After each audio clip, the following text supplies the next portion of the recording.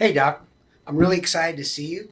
Just moved into town, and you must be crazy busy. I waited 5 months to see Yes, yes. I am very powerful and very important, but what can I do for you today? you. Yeah, I want to get a CGM. I think it'll help my diabetes. What kind of system do you recommend? Uh, CGM? Continuous glucose monitoring? Oh, right. Constant goose monitoring. I'm a bit of a goose hunter myself, so go on.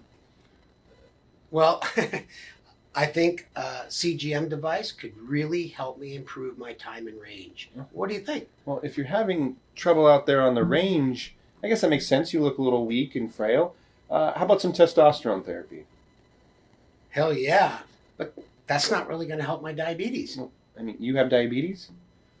Oh my gosh, that's why I came to see you. Well, how should I know? You're talking about hunting geese and then golfing, and all of a sudden you drop this diabetes bomb on me. I don't have time for this. I really need to go. And we don't validate. I really need to be my own endo. Hello, everyone. My name's Steve Edelman. This is my good friend and colleague, Schafer. Hi. We're both endocrinologists. We see patients in clinic all the time. And I have type 1 diabetes. He doesn't. I can't help it. But we're going to talk to you about how to take a more active role in looking at your own CGM data. Then you can have a really good conversation with your healthcare provider, whether he is a primary care or even endocrinologist. I tell people this is what living with type 1 is like. This is obviously what we call the spaghetti strings of individual days piled on top of each other. Unpredictable glucose levels, a lot of ups and a lot of downs. So it's tough living with diabetes. We have to coordinate, as you all know, diet, exercise, stress, and it's very tough to get your blood sugars, even Steven. Why do I like that phrase?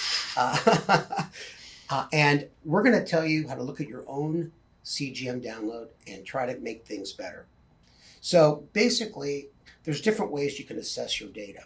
We have 4 different CGMs on the market. Dexcom has Clarity. The Freestyle Libre has Libre Link and Libre View. Medtronic has CareLink, and Eversense has their own system as well. Eversense is the implantable continuous glucose monitor that is on pause right now, and you should see it in the next few months.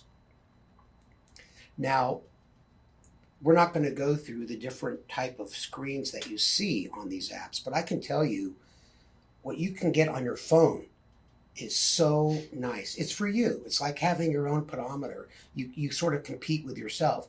You get all the variables that Schafer's going to go through in a second. Time and range, average glucose, estimated A1C, etc. And you can see on the right-hand side, you can see how you're doing on a weekly basis, and you compare it to the week prior. It's the more data, the better. And it's just important not to get discouraged when you're not doing quite as well as you would like. Now, in terms of the ambulatory glucose profile, this is another type of download that's almost on every one of the devices I just mentioned. Yeah. So this, Steve, is kind of a little bit of a different talk in a lot of ways than a lot of our CGM talks. We love CGM. We talk about it all the time. We really promote it as a tool for patients to use to take control of their diabetes. I mean, there's really no more informative, empowering thing in type 1 diabetes than having a CGM and being able to watch your own blood sugars. So there is, the day-to-day, minute-to-minute use of a CGM where you're watching your blood sugars, you're seeing what your insulin dosing does, you're making decisions based on what you're going to eat, if you're going to exercise, and all of these things. Very important, great use for CGM. What we're looking at today is actually using all of the data on the CGM that the CGM device has collected and looking at it sort of retrospectively and trying to use that information to improve your glycemic control, see if you need to make changes, whether it's on your insulin dosing or whatever else. Yeah, and this is just an example of what your doctor is looking at when you go and sit down. Typically they don't look at this ahead of time. There's no time. But you go in, you download it, the nurse may download it, and then hopefully your caregiver sits down side by side with a mask and goes through what we're going to take you through on the next slide. So yeah, here's the pointer for you. That's how we like to do it, Steve. We always like to sit down and go through this with everybody when we download these. Not every provider does that probably, but I think you don't have to necessarily rely on your provider to do that. You can do it yourself. this is what today's talk's all about. So how do we actually review the CGM data? This is just kind of an outline, and we're going to get into the details and show you pictures of what to look at as we go.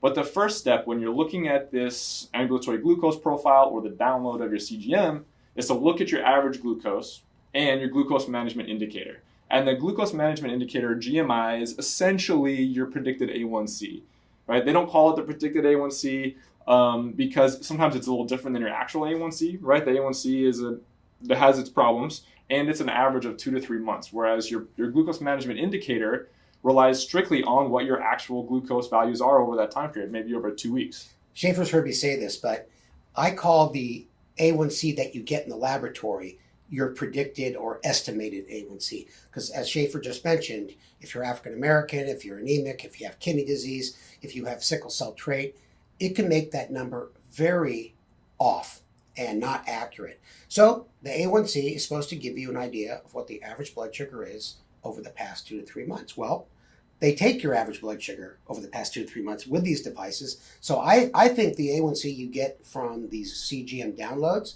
is more accurate than the laboratory. Yeah. Don't forget that. So if your laboratory comes higher than your average A1C on these meters, the lab is wrong. There you go. So look at this glucose management indicator. Look at your average glucose. That's kind of the first thing to look at. Next up, shortly after that, you'll see the standard deviation. And this is basically a measurement of what we call glucose variability or glycemic variability, kind of the ups and downs, peaks and valleys, how much variation you have throughout the day. Sometimes it's standard deviation. Other times it's CV. Well, we don't use that. Coefficient of variation. Coefficient of variation. Yeah, standard deviation is probably the best one. Yeah. And let me just tell all you folks that don't worry about getting a pen out.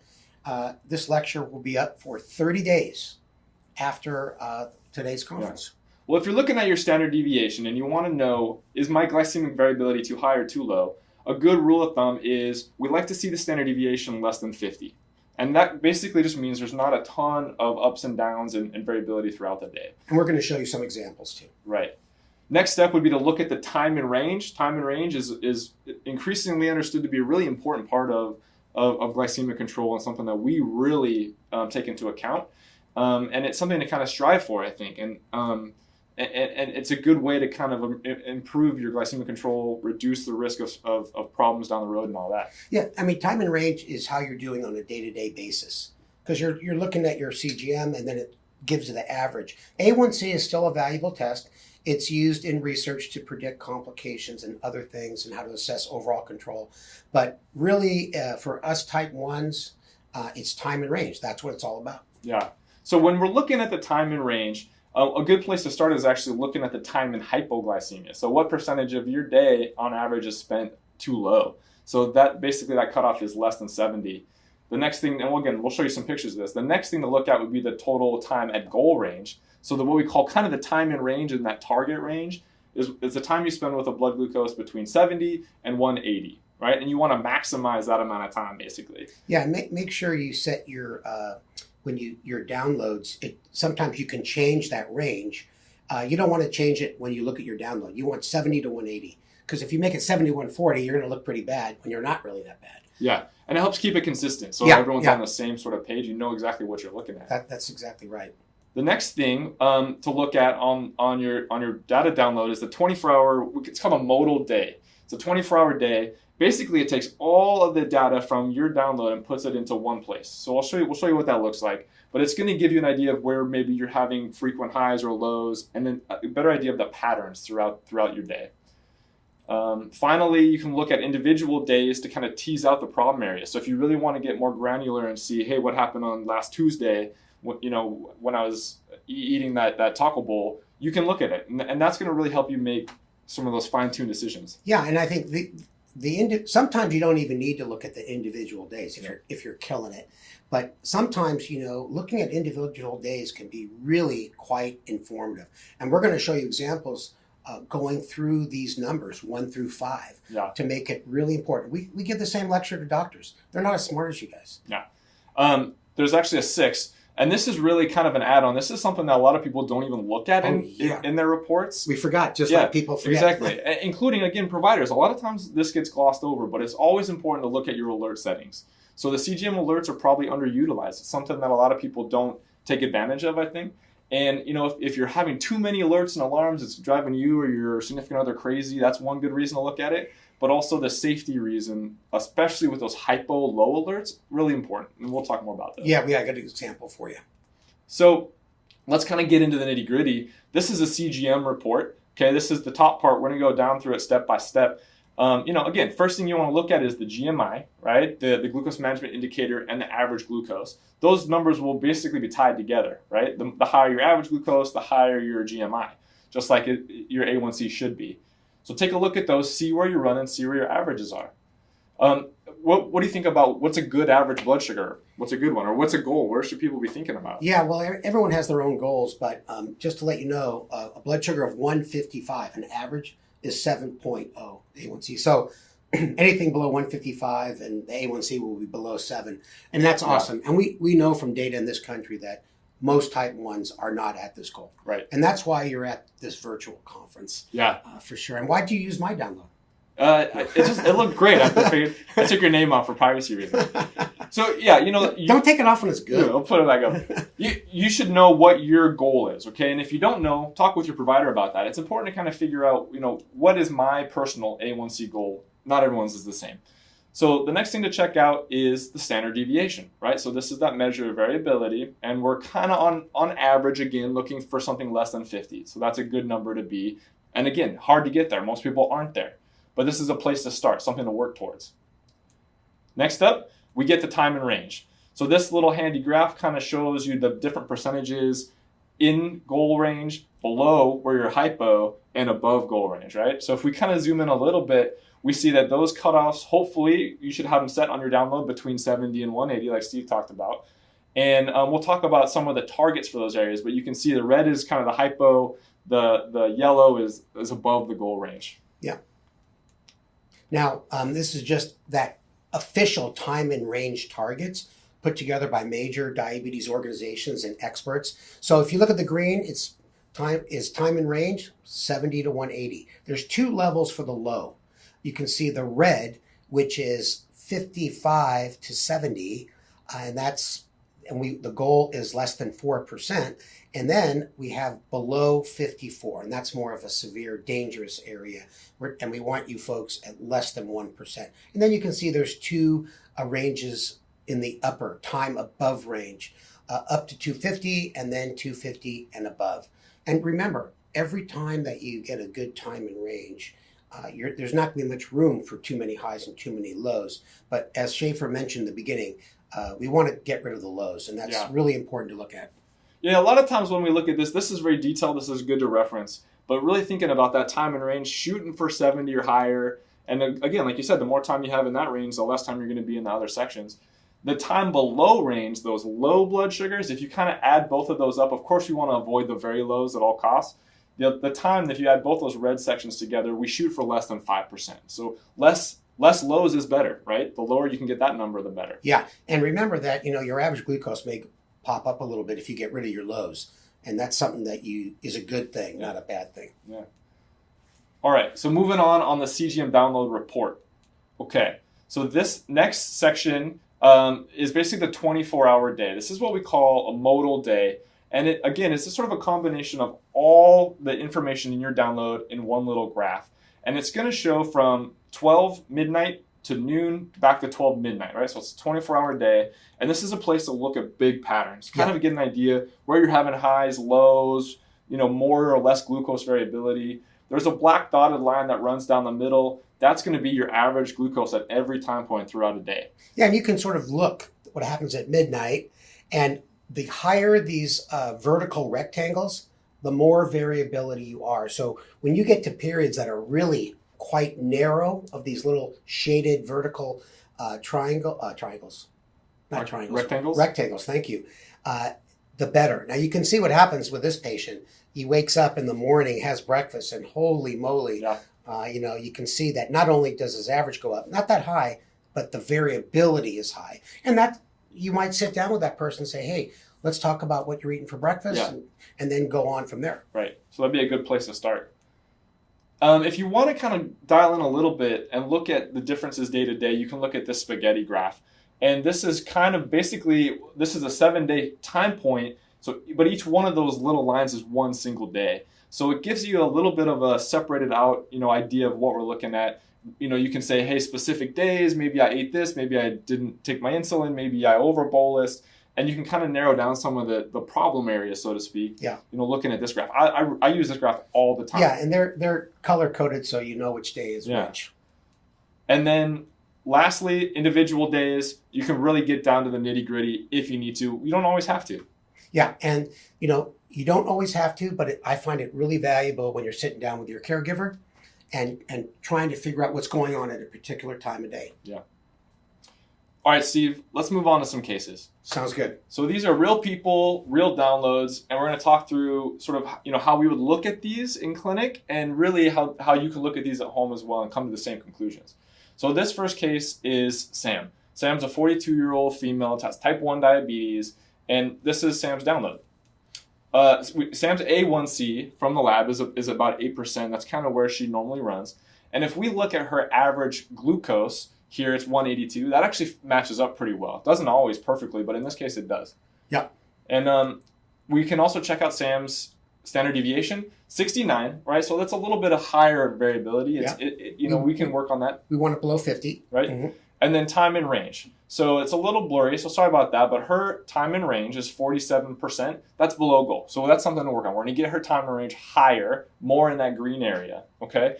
The good news is she actually doesn't have a lot of lows. So, only 2% in the red. So that's a good place to start. We don't have to worry about hypoglycemia as much with Sam. Yeah.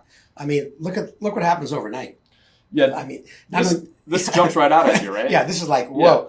Yeah. And there's so much orange, which means it's high. That's why I almost got my sunglasses. Yeah, it's bright, that section. Yep. I mean, and if you look at Sam during the day, she's killing it, right? Yeah. She's in goal most of the time, and I think a lot of those higher average blood sugars and that glycemic variability is coming from overnight. So she's my patient, and she is a bartender, works all night. Uh-huh. She used to. Now the bar is closed, but she's drinking. Oh, I shouldn't say she's drinking, but she's serving. She's working. She's talking. So some nights she works, some nights she doesn't work. So you can see the rest of the day she does pretty well. Yeah, she does really well. And that's what you should focus in on. That you can't fix it all on one time period.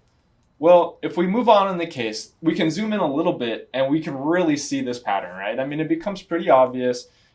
Sam has these big spikes that really go up right in the middle of the night on most nights, not every night. So around 1 a.m. almost every night, it goes up. And that's really because it turns out she's snacking, she's awake, she's eating. She gets those spikes because she's eating snacks. And not bolusing. To cover them. Because of this right here. And this is why. And you could never get this information without a CGM and without being able to look at this download.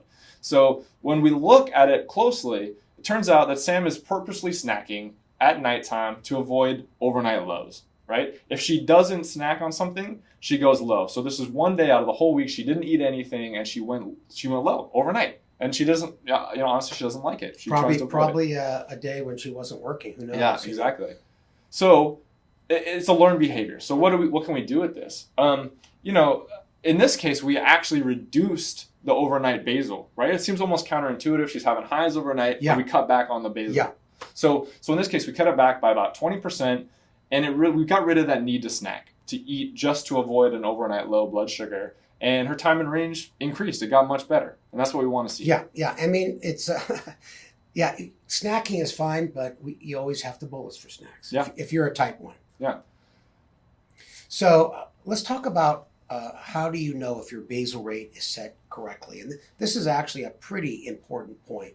So it actually, having a good basal rate is a foundation for the rest of your diabetes settings, for insulin to carb, correction factor. Those won't help you much if your basal rate isn't set correctly. So basically, have an early dinner. I'm just going to build this out and talk about it.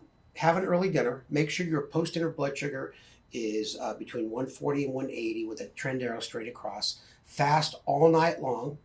And then when you get up in the morning, your blood sugar should be around 30 milligrams per deciliter, either above or below what you were at bedtime. That seems like a pretty tight area. You may have to test more than once. But this is key. If your blood sugar starts to creep up for no known reason, you might need more basal. Yeah. And if your blood sugar crashes, obviously you have too much basal. And you might have to do this more than once. So any comments on that? I just think that the whole idea is to take out all the other variables. So that's why you want to eat that early dinner. Make sure your blood glucose is flat going in. You're not going up or going down. You're fasting, right? So you're not going to have carbohydrates that you're absorbing. Yeah. And you want to just test you and your basal and keep it simple. That's why you're fasting, to see what happens. Yeah. And it is a little bit counterintuitive. Hey, if you go to bed at 180, you want to wake up at 180. That's right? a great point.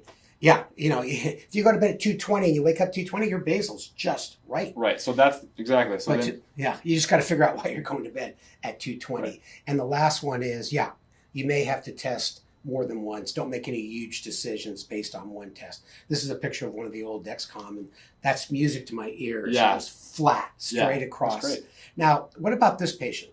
If you're looking at this CGM download, let's say you're a doctor. You're your own endo now. That's what we're trying to train you guys. The pay is lousy, so don't go into that field.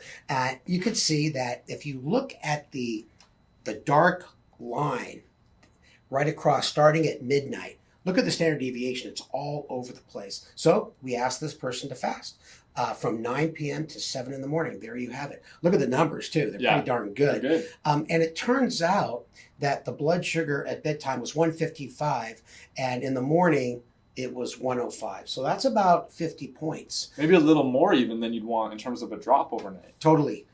And at this point, if you only had this test, you would lower the basal a little bit. Yeah. And I think testing again is not a bad idea, but at least this person's not dropping like crazy. So what you wouldn't want to do is increase the basal. yeah, and if I went back to this slide, you can see you could easily say, whoa, look at these highs. But any time you see a lot of high vertical rectangles, that means there's a ton of variability. Yeah. Sometimes this person's low, sometimes they're perfect, sometimes they're too high. And Yeah. that makes it really tough. If they're high all the time, that's an easier problem. Okay, well, let's go through the learning cases. Okay. So this is, just what are we taking away from this case? And we actually saw a couple cases kind of built in there and a lot of different information. So here's some of the summaries. So type 1 diabetes, in and of itself, does not require a bedtime or a midnight snack. Okay, so and that's kind of an old school, recommendation to have a snack at bedtime. We don't recommend it. And if you need a snack to avoid lows overnight, you're getting too much insulin and you need to reduce your basal. That's a great point. Don't forget that. Nighttime highs do not automatically mean a need for higher basal, right? Again, there could be other reasons for that. It may be your leftover dinner, and maybe you're snacking. There's a lot of different things. So you got to do Gastroparesis or something like right. that. And so if you really want to know, is it my basal? Is it my other insulin? Is it something else going on? You got to do a basal test. And now you guys know how. And nighttime highs sometimes may be better addressed actually with some increase in bolus insulin. So again, if this is left over from a big dinner that you had or some other reason why you're going high, it may not be the basal. So basal test is really the answer. All Okay. right. Amelia, go for it. Case number 2. So Amelia is a 57-year-old female with type 1 diabetes. She's had it since she was 2, basically her whole life since she remembers. She has always been told she needs really good, tight glucose control, and she took it to heart. She wants to avoid complications. She always has had a fear of high blood sugars, hyperglycemia. And because of that, she likes to ride low. So she's one of those people that really likes to sort of toe the line of hypoglycemia just to avoid high blood sugars. She's on an insulin pump and a CGM, and here's her download. So first of all, the glucose management indicator is 5.7. That's what mine would be. I don't have diabetes. That to me is actually kind of scary. It's a red flag that maybe she's having low blood sugars. So it's probably too low. Yeah, you know what? As an endocrinologist, when it gets that low, the first thing I'm thinking of is, I wonder if there's too many hypos. And I know a lot of you are scared of complications. I don't blame you. I am too. But you have to be cautious because you can get in some serious problems with hypoglycemia. Yeah. And if we look at Amelia's average glucose, it's there too. It's 98. I mean, that sounds great, but to get an average blood sugar that's that low, you're going to have a bunch of hypoglycemia. So it's really near impossible to do that without low blood sugars. Yeah. Unfortunately. And then, of course, we can just look and see how much time is she actually spending in the low range in hypoglycemia. It's really high, 21% plus 3% in the really low range. So 24% of her time, a quarter of her of her whole life basically is low. It's scary to me. It's supposed to be less than 5% for both those ranges. So we have some work to do. Yeah. And if we look down here, at the 24-hour modal day, we can see that she's really dipping down a lot. There's a lot of red, especially overnight, which it can be scary too. When you're sleeping, you may not feel symptoms. It's a dangerous time to have lows, but really they're scattered throughout the day. So what can we do in this case? We need to back off a little bit. And I would say her Dexcom is probably beeping up a storm, and her husband probably left her, or at least sleeps in the other room. So she must be getting a lot of low alerts. But let's first look at the alert settings. And this is one of the areas where, look, there's a lot of alert settings here. Some people find them very useful. Some people like to know what's going on. There's just a couple that I think it's worth pointing out. And it's really the low alert and the low repeat alert. These are for safety. And these are important things that sometimes we look at this and these are turned off. Yeah. Probably should be turned on. Yeah. So if we look at the low alert, first of all, hers is set at 65. That's probably a little lower than we'd recommend. Usually we put it around 80. 80 is what I recommend. Yeah. And that's because that gives you time to do something about it. If you get alerted when you're 80, your blood sugar is dropping, you can eat something, you can treat before you go low. So the idea is to prevent the low, not find out when you've already been low for a while. And I'll just mention this as one of the last bullet points is the lag time. On the way down, when your alert goes off at 80, you might be 55 or 60, depending on how steep you're dropping. So this lag time is key. And that's why I think 80 is a pretty good, safe range, Yeah. You want to, you got to balance with how many alerts and stuff you're getting, but I think 80 is a good place to start. The next thing to look at is this low repeat. Hers is turned off, but we recommend turn that on. It's kind of like a snooze for your lows. And, we'll turn on that alert, and we generally recommend putting it at 15 minutes. So every 15 minutes, if you're still low, it's going to let you know. So, hey, if you treat it and you're still low, you should treat again. If you miss the first alert, it'll give you another alert 15 minutes later. And even though we're talking about low now, that repeat high is extremely important. And we usually say, 2 hours? Yeah. Yeah. You don't have to know quite as fast, but it's good to know. Yeah. If you're still high. And as Steve said, don't forget about the lag time. That's why we set these numbers kind of where we do, because you want to know before you're low. All right, let's move on with the case. So what did we do with Amelia? First of all, we adjusted the low and the low repeat alerts, right? So we turned those on. We adjusted the numbers to help her kind of know when she's low. Kind of by chance, she was due for a new pump. She upgraded to a hybrid closed loop system. Yeah. And what that does is it basically, in connection with her CGM, it turns off the insulin delivery when she's heading low. Yeah. So if it predicts she's going to hit her low point in 30 minutes, turns off insulin delivery. Yeah. She was on the Tandem basal IQ. She upgraded to the control IQ. Yeah. So all of a sudden she's getting some help with this, right? Yeah. And basically what we see is her low blood sugars were decreased by a lot. And we're really happy with this. Now, her average blood sugar, 116. You can look at her time in range. Yeah, 77. What percent low is that? So she's still more than our target, but it went from 24% to 12%, right? It cut it in half. And so, hey, there's still some room to work on those lows, but oh my gosh, so much better. And we on the next slide, we're going to show you the download from the Tandem. And you can build those arrows out for me, Schafer. Yep. Every time you see an arrow, that means the pump suspended her basal rate. So obviously, that's way too many suspensions, and she needs a further reduction in her basal rate. Yeah, agreed. So this is better, and the Tandem's working hard to keep her from going low. Yeah, but still, it shouldn't have to work that hard. You could use less insulin. Yeah. All right. While we're talking about hypoglycemia, let's just take a moment and talk about glucagon. Hey, there's new formulations of glucagon. This is rescue glucagon. This is to save you when you're really, really low. And these are extremely important, and I think these are great that we have these available now. There's a nasal glucagon that basically you just spray right up the nose. It gets absorbed, and it's going to bring your blood sugar back up when you have a severe low. If you're unconscious or you need some help. There's pre-filled syringe. There's an auto injector pen, which I think is fantastic. You just pop it and go, kind of like an EpiPen. And you pop it and go. Yeah. And the idea is these are for, for loved ones to use, right? If you have a severe low, you might not be able to treat yourself. So this is people around you, loved ones, caregivers, family members, friends, need to know how to do these. And these devices make it easier to treat. And in fact, they make it so easy that it also opens up another area of use. Let's just say, like Dr. Pettis, Jeremy Pettis, you all know him by now. He gave himself 50 units of fast-acting insulin. He thought that was his basal dose when he was on older basal. And he couldn't keep up with eating. Yeah, he ate all the cereal. Yeah. He's full. And he actually had to give himself glucagon. And you can do that with this in certain situations. If you go to the next slide, you can see this is the old kit where you had to squirt in the diluting fluid, mix up the powder, suck it back out, make sure it's all in there, and then inject it. If you're a loved one that's not a doctor, not used to insulin syringes, this is stressful, and it takes much longer. Yeah, people tend to mess these up. Oh, yeah. So it's worth upgrading. Get one of the new system. Yeah. All right. So let's just summarize what we kind of learned from this case 2 learning points. So first of all, a quote-unquote good A1C, meaning a low A1C, doesn't necessarily mean good control, right? We worry about low blood sugars, and there still could be a lot of glycemic variability built in. We can learn that information from the CGM. And her time in range was 77. So that's why you got to look at time below range. Yeah. And she hardly had any highs. Yeah, right. Very important to look at those. So we always want to review your percent time below range, your hypoglycemia. Look at that first, just get in the habit of seeing where that is, making sure it's as low as possible. At least less than 5 is a good target. Yep. Make sure your CGM alarms are turned on.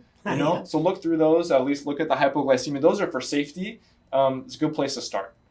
And hybrid closed loop systems can help reduce hypoglycemia. That's one of the major benefits. Yeah. They should also increase your time in range, but lows are a big plus. Yeah, I know that many of you do not have access to those yet, but we now have 3 on the market. Yeah. We got the Medtronic 670G, we got the Tandem Control IQ, and the non-FDA approved looping. So these are the ways of the future, folks. So pay attention on the other lectures for sure. And finally, everybody with type 1 diabetes has to have a glucagon rescue kit, and train people around them how to use it. Because in an emergency, there's not going to be time to read the instructions. Yeah. And these new formulations are awesome. Yeah. All right. So this is actually our final case. This is case number 3, Brian. So Brian has type 1 diabetes. We can see Brian's average glucose is 144, standard deviation is 38. These are right at goal, so Brian overall is doing really well. Yeah. His time in range is 63%, so there's a little bit of room for improvement there. Where try to get that above 70%. He has very low glucose variability, so he's consistent. His standard deviation is 38. Yeah, when you look at his CGM, you go, wow, 144, 38 is awesome. Time in range is a little low, and then when you look at it, what sticks out to you? Well, there's this crazy little peak that happens right in the middle of the day. Yeah, right? Gee, it's at lunchtime. I wonder what's going on. Who knows? Well, so he spikes after lunch, and that's kind of that pattern. That's really the time I think that's increasing his time above target range. He's just going high after lunch. Yeah, and if physicians are watching this, kudos for you. And this is where you can say, okay, you can hone in on the most significant problem in about 30 seconds. Yep. And then you spend those valuable minutes in clinic trying to figure out what's going on. Exactly. So what do we call that? Well, we call it the shark attack because there's the shark fin. And what commonly happens is you shoot up and you say some nasty word, you give yourself a rage bolus, and of course, you crash. Yeah. This person's not on Afrezza, but from most likely on sub-Q insulin, and then you get on the roller coaster. So it's you're trying to avoid the need to correct. That's the key with diabetes. Whose CGM is that? I'm trying to see if there's a picture of someone's face in there. I think it's probably Jeremy. Yeah, it must be Jeremy. Yeah, anything is bad. Yeah. Well, this is a great study, and it really emphasizes a really important point: timing. This was a bunch of type 1s that were in a formal study. They came in at a pretty good blood sugar, 150, 160, and they were given the same exact meal, given the same exact carbs, except one group took it 20 minutes before they ate. You can see the arrow coming up on that. And the other two, the higher curves, they gave their insulin at the time of the meal, right at the time, and 20 minutes later.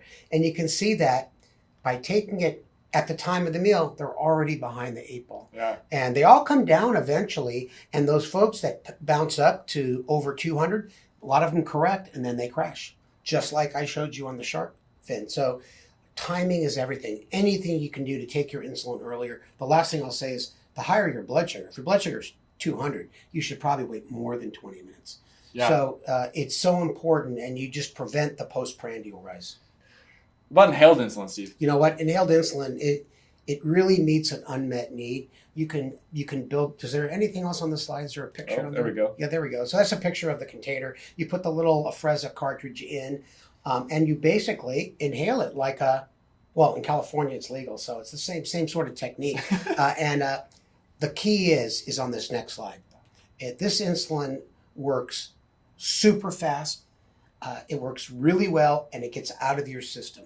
So you have better postprandial blood sugars, and you have less delayed hypo, kind of like we saw in the shark attack. So, and this is the kind of insulin you take when you eat.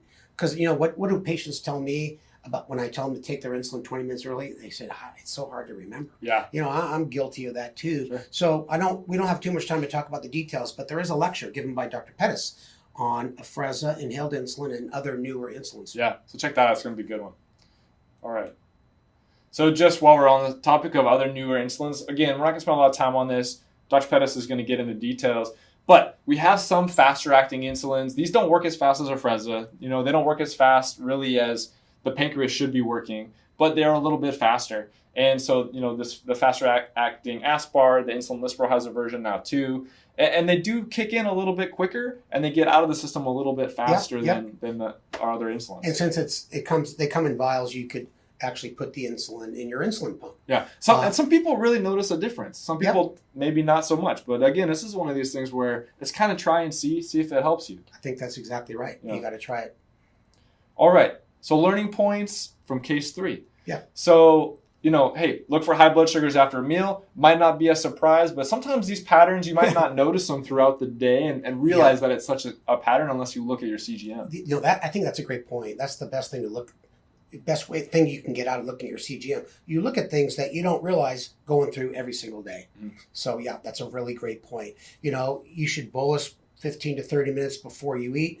Try going low carb for a while. You may like it too. Yeah. I call myself I go low carb, but I'm not like a zealot about it. I like carbs too. You gave me a lot of crap for eating that rice bowl. But well, you know what? Because I wanted to bite. You could try inhaled insulin. Try one of these rapid-acting insulins. Really, it's kind of a try it. See if it works for you. Yeah. And, just to wrap it up, Steve, a couple take-home points. Let's go for it. All right. Okay.